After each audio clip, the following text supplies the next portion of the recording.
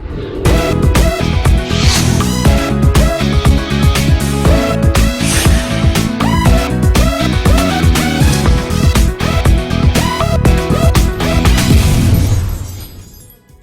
اللہ الرحمن الرحیم، السلام علیکم اور آداب عرض۔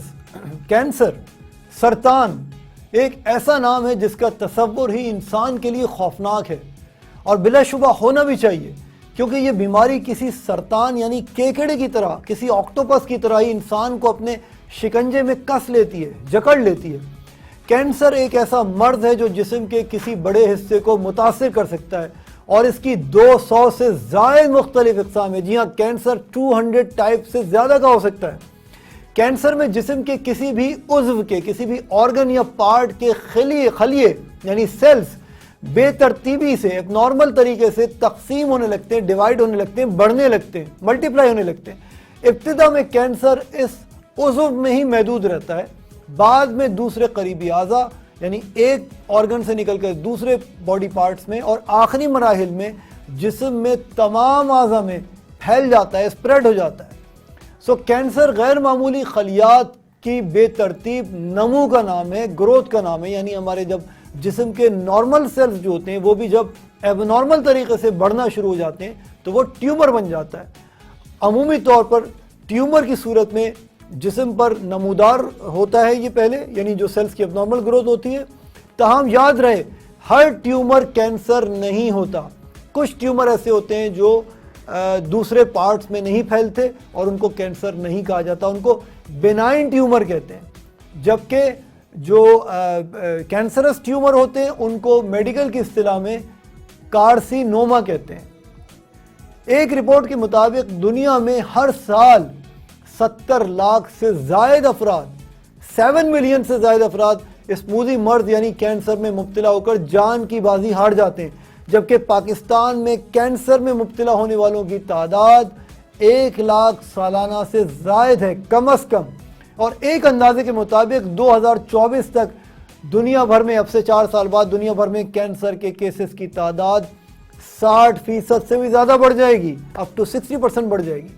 کینسر ہوتا کیوں ہے؟ دیکھیے، کینسر کی بیماری کی بنیادی وجہ تاحال نامعلوم ہے، لیکن کلینکل پریکٹس سے ثابت ہوتا ہے کہ 90 سے 95% مریضوں میں انوائرمنٹل فیکٹرز کینسر کی بڑی وجہ بنتے ہیں، جبکہ 5% مریضوں میں یہ مرض موروثی ہوتا ہے، فیملیل ہوتا ہے، جینیٹک ہوتا ہے، خاندانی وجہ سے ہوتا ہے۔ انوائرمنٹل فیکٹرز میں غیر متوازن غذا یعنی نان ہیلتھی ڈائٹ جو ہوتی ہے، تمباکو نوشی، اسموکنگ، پان، چھالیا، گٹکا، ماوا وغیرہ کا بیجا استعمال، موٹاپا، انفیکشن اور ریڈیشن یعنی شعاعیں شامل ہیں۔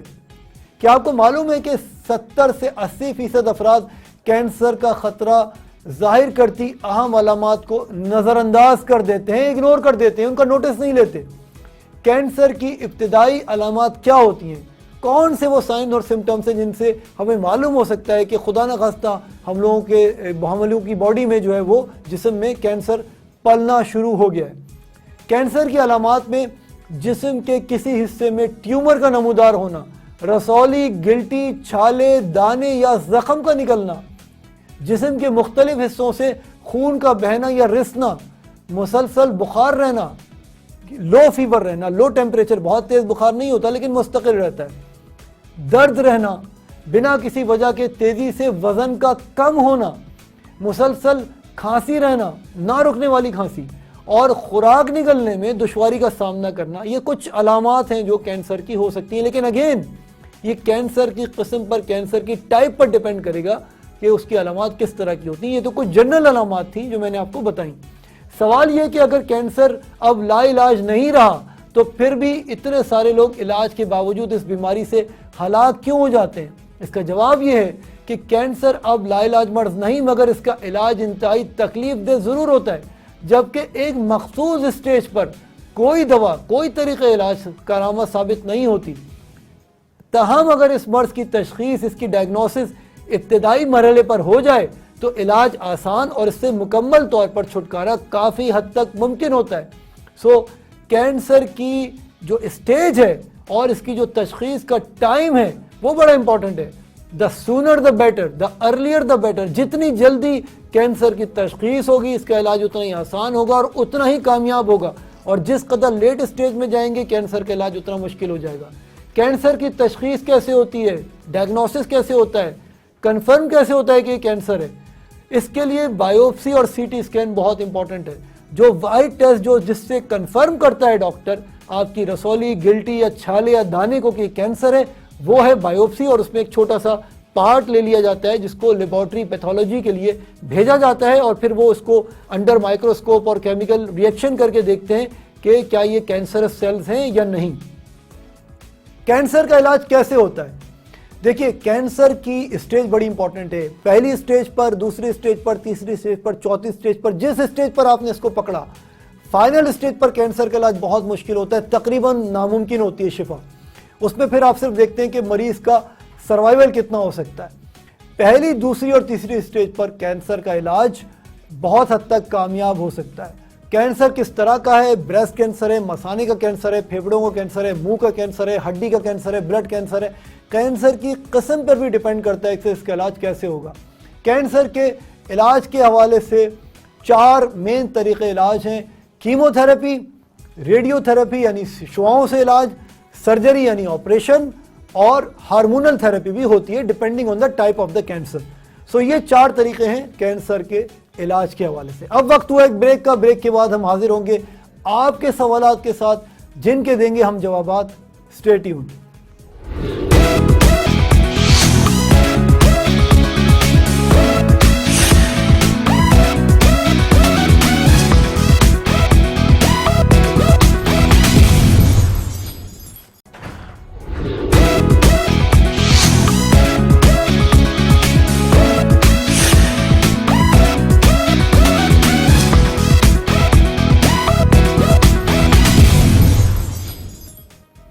Welcome back. آج ہم بات کر رہے ہیں ایک بہت ہی سینسٹیو ٹاپک کی، میڈیکلی بہت ہی خطرناک، جس کا تصور ہی بہت دل دہلا دینے والا ہوتا ہے بہت سے لوگوں کے لیے، کینسر کی، سرطان کی.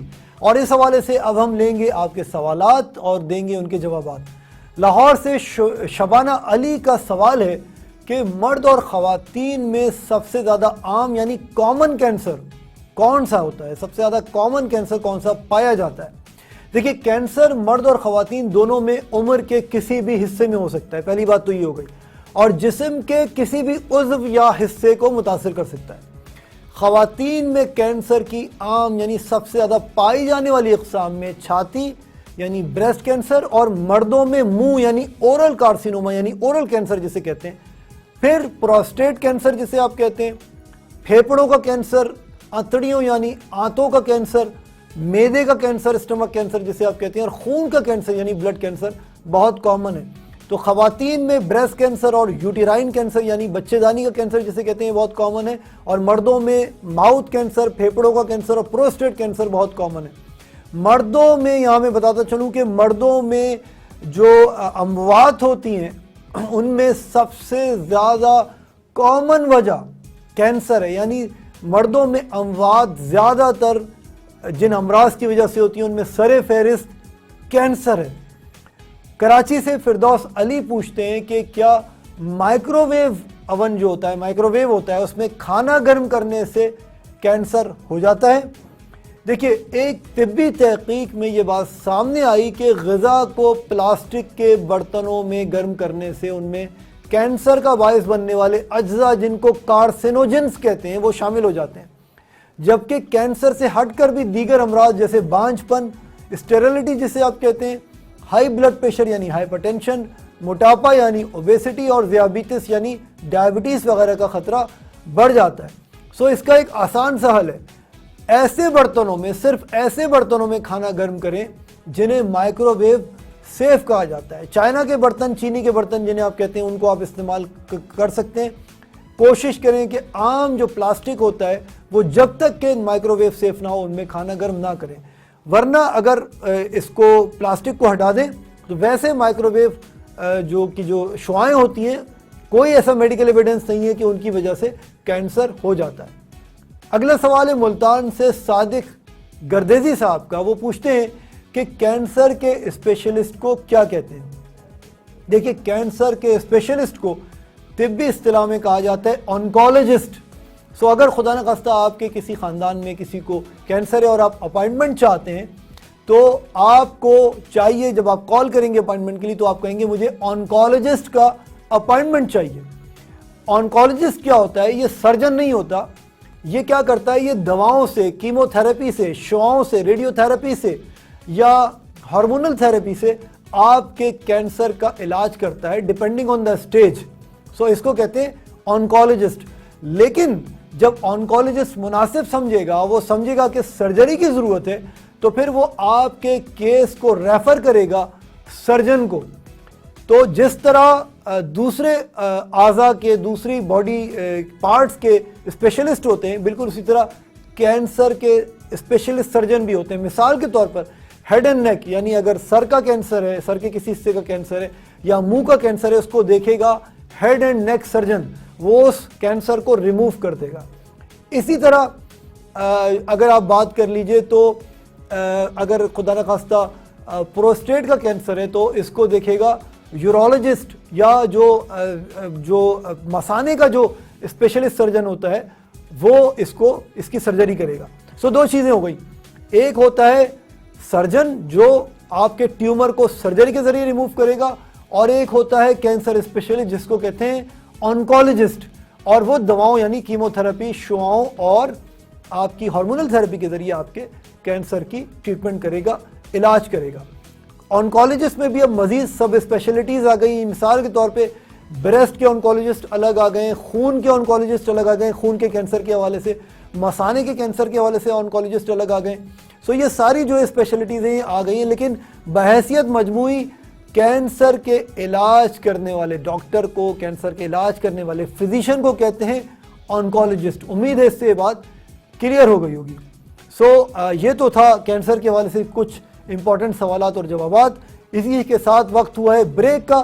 بریک کے بعد ہم حاضر ہوں گے ڈائٹ کے حوالے سے. کینسر کی ڈائٹ کیا ہوتی ہے، کون سی چیزیں کھانے سے کینسر کا رسک انکریز ہو جاتا ہے، بڑھ جاتا ہے، اور کون سی چیزیں کھانے سے کینسر کا رسک، خطرہ کم ہو جاتا ہے، اس پر ہم بات کریں گے. لیکن اب وقت ہوا ہے ایک بریک کا. بریک کے بعد ہم ملتے ہیں ویری اسپیشل کینسر ڈائٹ کے ساتھ. کہیں نہیں جائیے گا.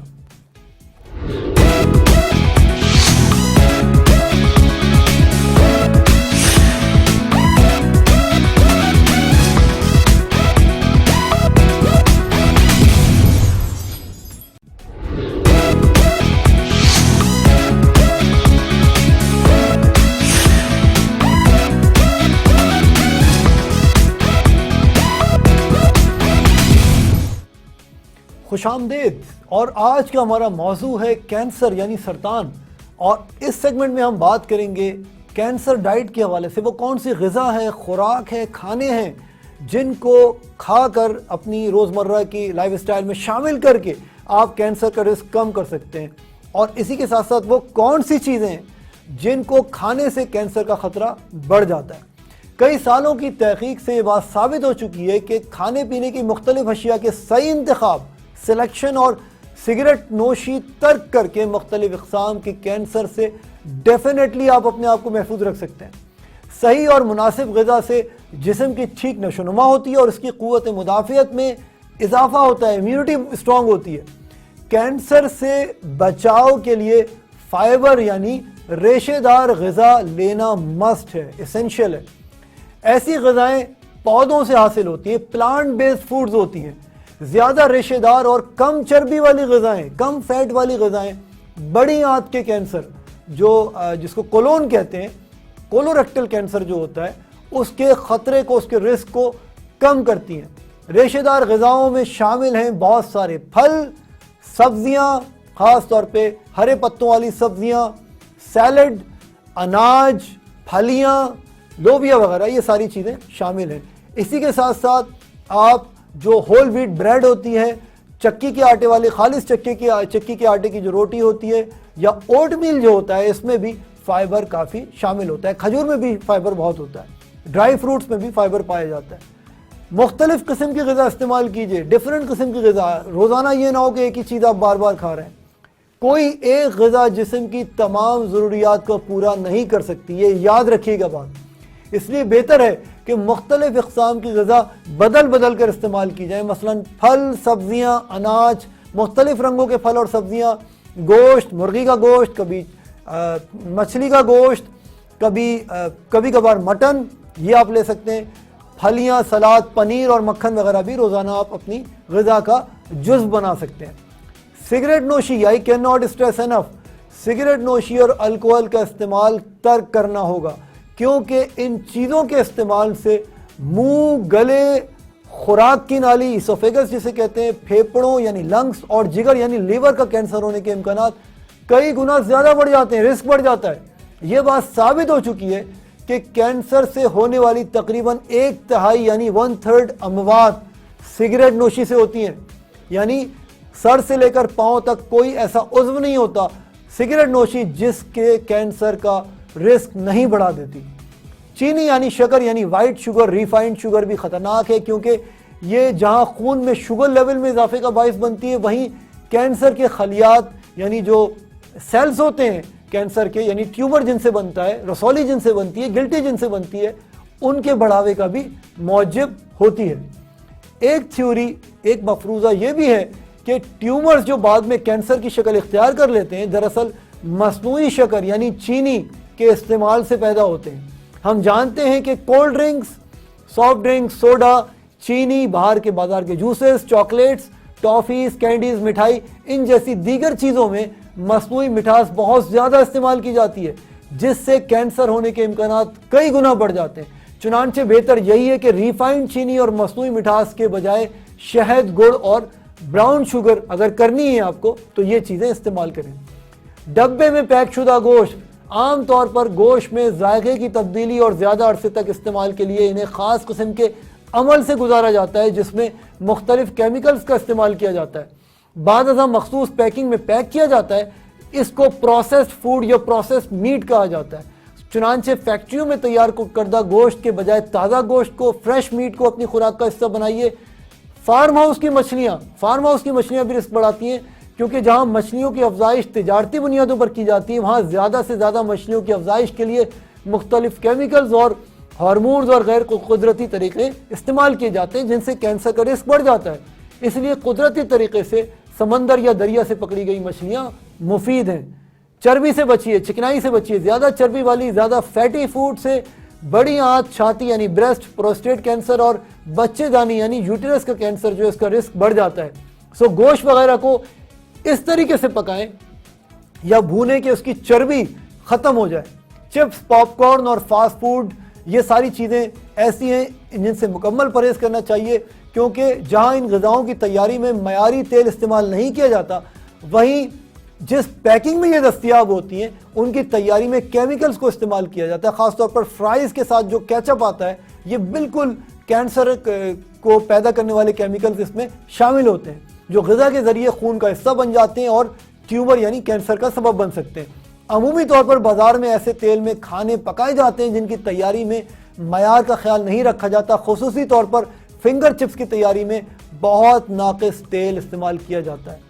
وائٹامن اے اور وائٹامن سی والی غذا کینسر کے خطرے کو کم کرتی ہے، جبکہ وائٹامن اے کی کمی سے کینسر ہونے کا امکان بڑھ جاتا ہے۔ وائٹامن اے اگر آپ کی باڈی میں کم ہے تو کینسر کا رسک بڑھ جائے گا۔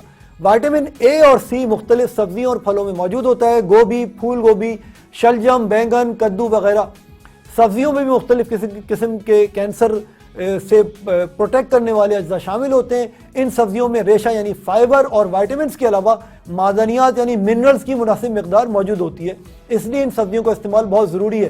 اس کے علاوہ غذا میں پایا جانے والا کیمیکل یعنی بیٹا کیروٹین جسے آپ کہتے ہیں، یہ بھی کینسر کا رسک کم کرتا ہے۔ بیٹا کیروٹین پایا جاتا ہے دال، گاجر، گوبھی اور وائٹامن سی وغیرہ میں، جو پھل ہوتے ہیں ان میں بھی بیٹا کیروٹین ہوتا ہے۔ لہسن کے استعمال سے پیٹ کے کینسر کا رسک کم ہو جاتا ہے۔